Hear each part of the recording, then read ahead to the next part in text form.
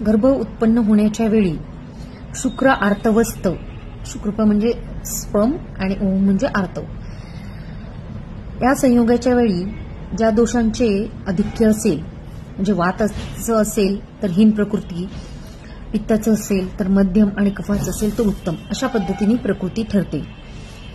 म्हणूनच आपण पंचकर्म जे गर्भधारण होण्याच्या आधी जी बॉडीची सर्व्हिसिंग म्हणजे पंचकर्म करून घ्यावी असे म्हणतो. आणि गर्भसंस्काराच्या वेळी आपण जे म्हणालो की शुद्ध बीजेपोटी फळे रसाळ गोमटी, अगदी त्यासाठीच आपण पंचकर्म करून घेणं फार गरजेचं आहे.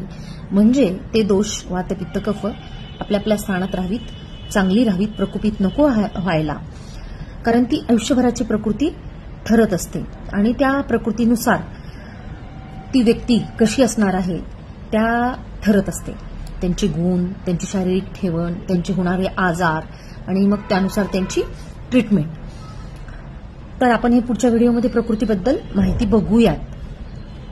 त्यामुळं हे दोष व्यवस्थित राहण्यासाठी आणि तुम्ही एक चांगल्या आयुर्वेदिक तज्ज्ञ डॉक्टरांकडनं गर्भधारणेच्या आधी पंचकर्म करून घ्यावेत. शरीर शोधन दोघांनीही करून घ्यावे, आपल्याला चांगली संतती हवी असेल तर.